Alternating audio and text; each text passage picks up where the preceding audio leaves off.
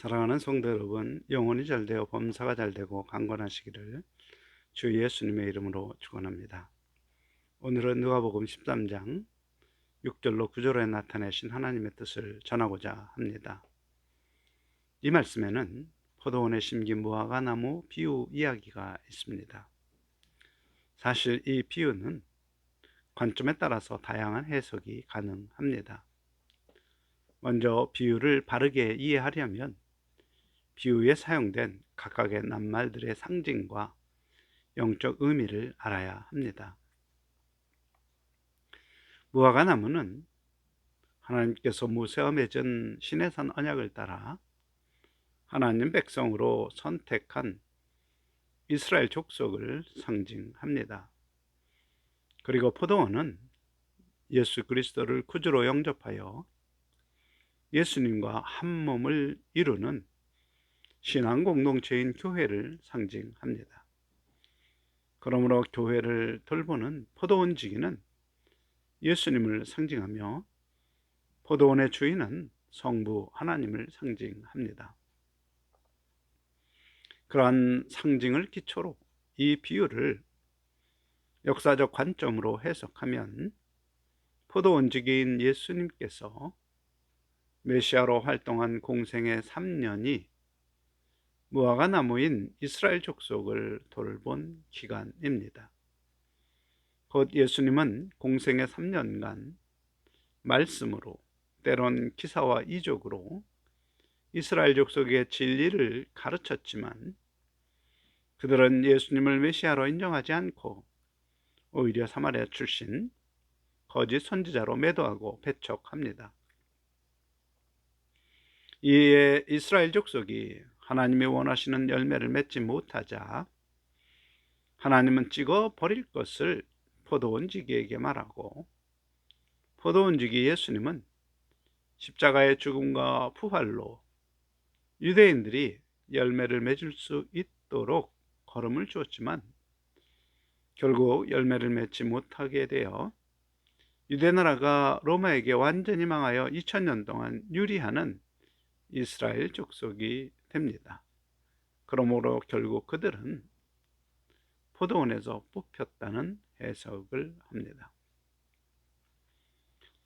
그런 해석이 맞고 틀리고를 말하지 않습니다. 다만 그런 역사적 해석의 경우 오늘 이 시대를 사는 우리에게 열매를 맺게 하시려는 교훈의 말씀을 들을 수 없습니다. 우리가 성경을 읽을 때 명심할 것이 있습니다.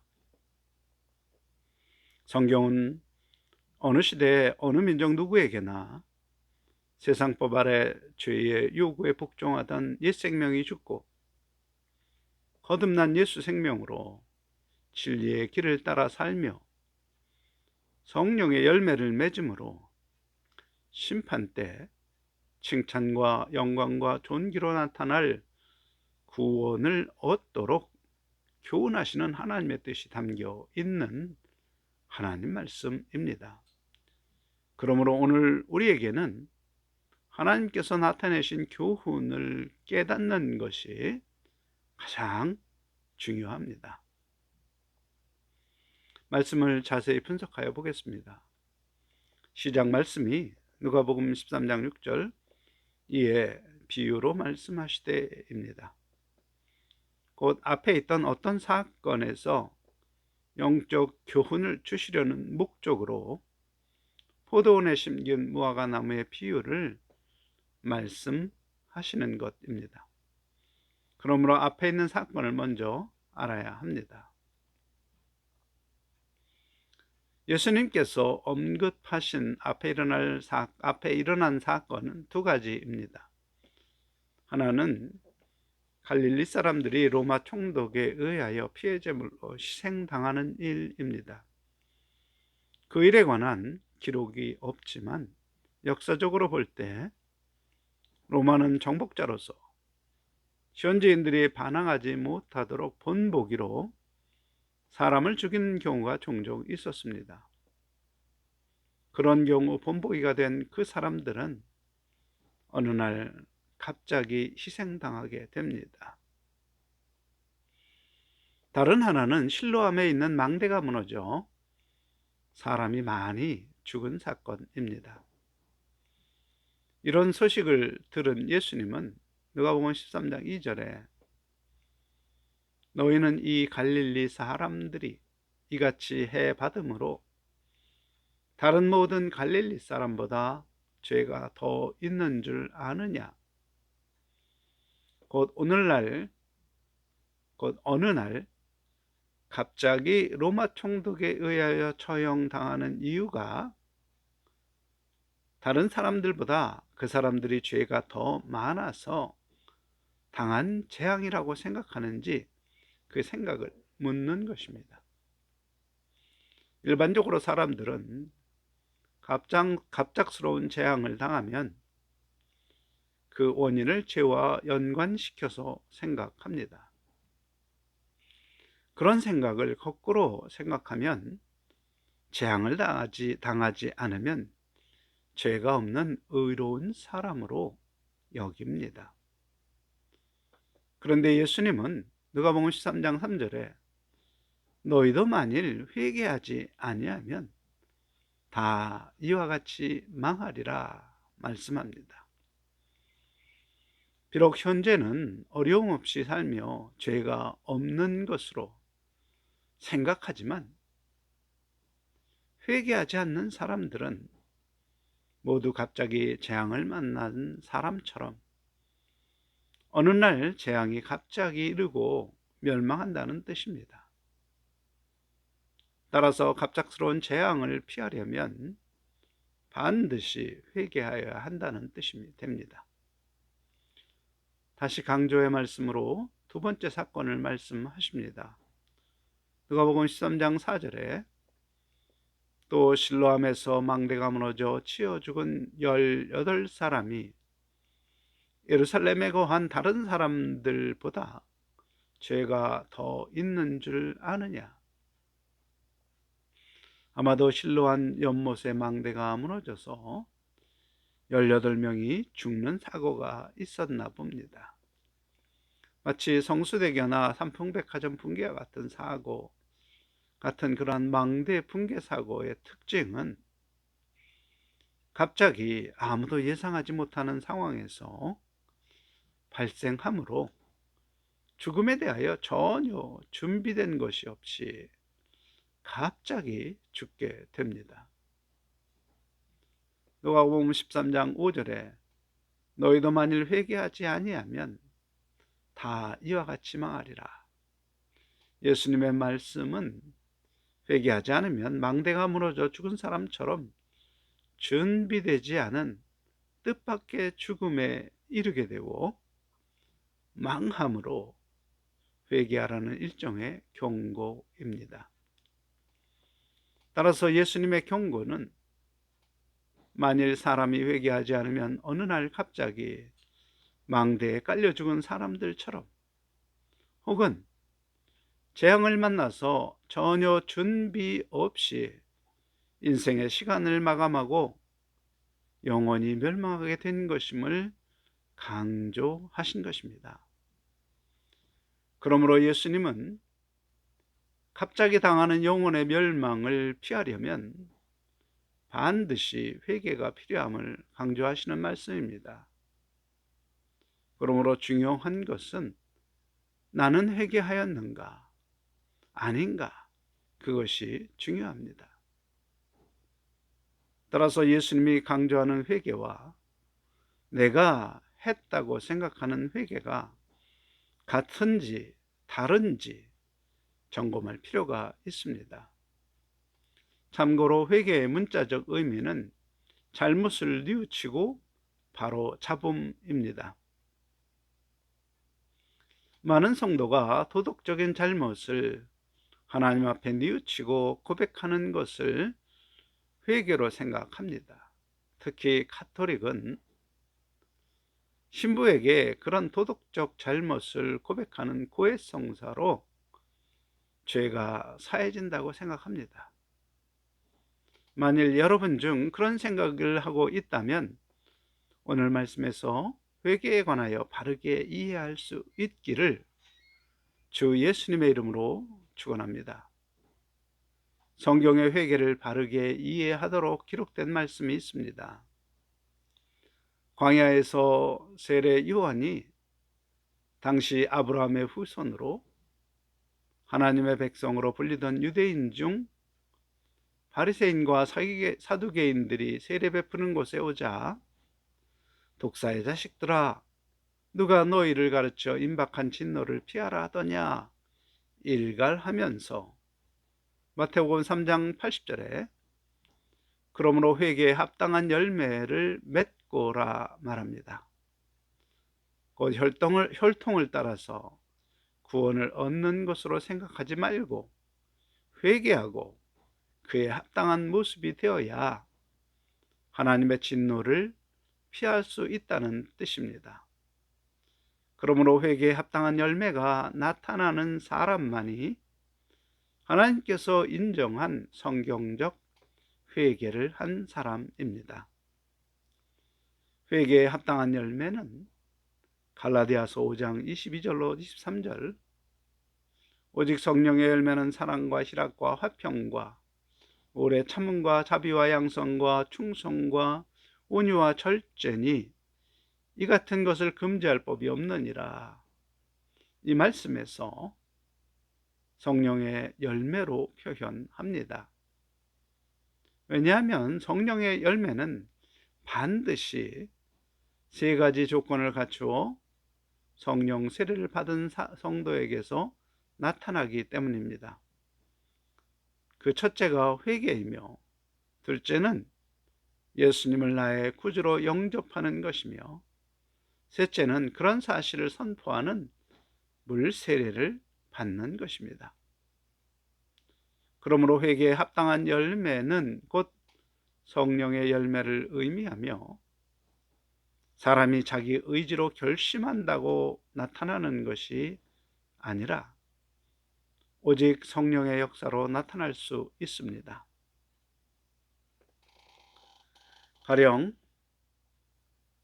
자기의 유익보다 상대방의 유익을 구하는 사랑, 어려움을 만나도 그 어려움 중에 나타내신 하나님의 뜻을 깨닫고 기뻐하는 희락, 하나님 앞에 나아감이 기쁨이 되는 화평, 심판 때 칭찬과 영광과 존귀를 바라보며 오래 참는 것, 필요를 채우지 못하여 고통하는 이웃의 필요를 채워주는 자비, 양심에 새겨진 하나님의 말씀 중심으로 선택하고 판단하고는 양선,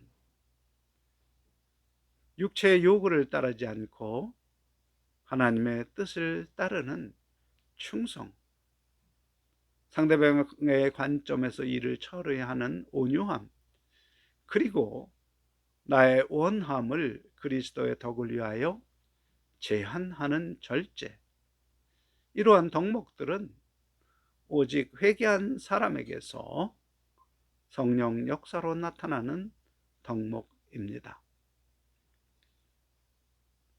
그러므로 이런 열매가 나타난다면 그 사람은 틀림없이 성경적 회개를 한 사람으로 갑작스러운 영적 멸망을 피한 사람입니다. 한편 회개의 문자적 의미는 잘못을 뉘우치고 바로잡는 것이므로 따라서 죄의 회개란 무엇이 잘못된 죄인지 깨달아야 뉘우치고 바로잡을 수 있습니다. 한편 성경은 누구나 태어나면서 죄의 종이라고 말합니다. 과연 죄가 무엇이기에 죄가 요구하는 대로 모든 사람이 복종하는 것일까요? 모든 사람에게서 나타나는 공통점을 관찰하면 죄의 요구를 알 수 있습니다. 사람은 누구나 태어나면 배고프다고 울고, 자리가 찐찐하다고 울고, 또 편하게 안아달라고 웁니다. 그 육체가 원하는 것을 추구하는데 그 방법이 우는 것입니다. 나중에 커서 마트에 가서 장난감을 보면 울고 뗐습니다. 갖고 싶은 마음의 탐심을 추구하는데 그 방법으로 울고 떼를 쓰는 것입니다. 나이가 들면서 육체의 정욕과 마음의 탐심의 대상이 바뀌고 추구하는 방법이 다르지만 사실 속성으로 보면 어린아이나 어른이나 모두 육체의 정욕과 마음의 탐심 만족을 추구하도록 요구하는 힘이 그 마음 안에 있고 그것에 늘 복종하며 사는 것입니다. 그러므로 사람으로 몸의 쾌락과 안락을 추구하도록 요구하고 마음의 탐심을 만족하도록 요구하는 마음 안에 있는 권세, 곧 힘이 바로 죄입니다. 그 죄의 요구에 복종하며 사는 것이 잘못인 것을 깨닫고 뉘우치고 바로잡는 것이 죄의 회개입니다. 어떻게 바로잡는가?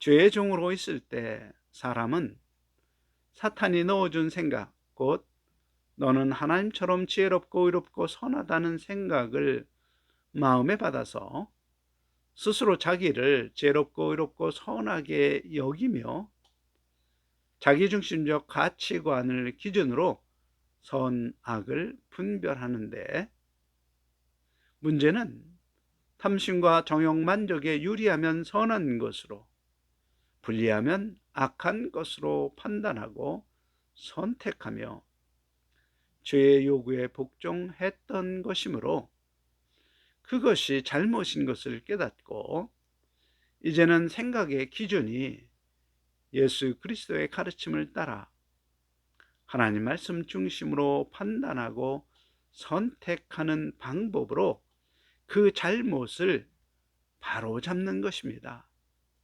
그것이 바로 회개이며, 그런 회개가 성령 세례의 필수 조건입니다. 회개란 아주 간단하게 말씀을 드리면 내가 스스로 나의 주인으로 죄의 요구에 따라 살던 삶이 잘못된 것이므로 뉘우치고 내가 나의 주인이 아니라 나의 주인이 되신 예수님의 가르침을 따라 하나님 말씀 중심으로 사는 것이 바른 것임을 깨닫고 그렇게 살기로 결심하는 것이 회개입니다. 그리고 그 회개가 정상적으로 이루어진 사람이라면 회개에 합당한 열매, 곧 성령의 열매가 그의 인생 가운데 나타나게 됩니다. 그와 같은 앞에 일어난 사건의 배경을 기초하여 포도원에 심긴 무화과 비유를 그 속성을 따라 생각해 봅시다. 역사적으로 볼 때 무화과 나무인 유대인들은 율법을 지킴으로 거룩한 하나님의 성품을 나타내야 하는데 그런 성품이 나타나지 않으므로 열매가 없는 무화과 나무입니다. 그런 그들은 나중에 포도원인 교회 공동체 안에 들어와서도 오히려 예수님의 가르침보다 율법을 강조하기도 합니다. 그 결과 교회가 혼란에 빠지기도 합니다.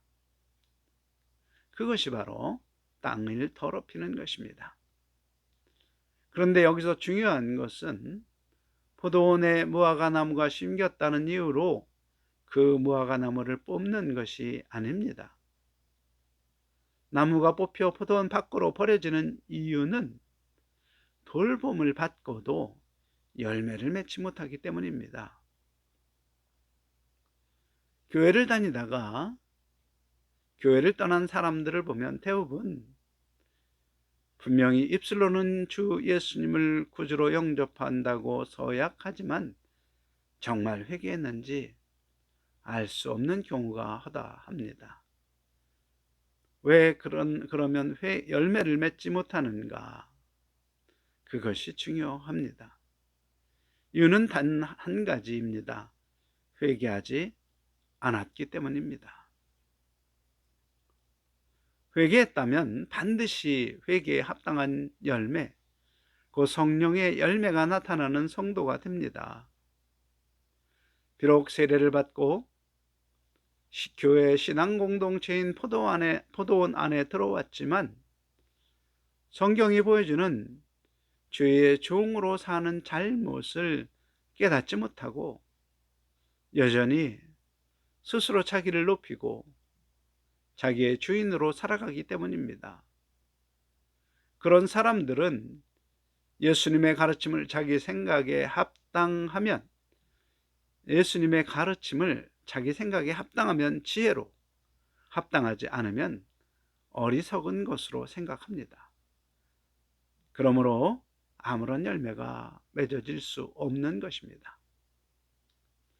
회개의 열매는 오직 죄의 종으로 살던 것이 잘못된 것임을 깨닫고 예수님이 나의 주인 되심을 인정하고 하나님 말씀을 중심으로 생각하고 판단하고 선택하는 바른 길을 택한 사람만이 맺는 것입니다.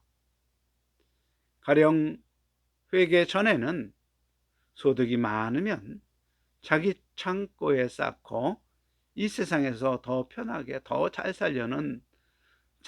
살려고 했던 사람이 회개 후에는 넘치도록 주신 하나님의 은혜에 감사하며 서로 사랑하라는 말씀을 따라서 필요가 부족하여서 애를 태우는 이웃을 돌보는 삶을 사는 것입니다.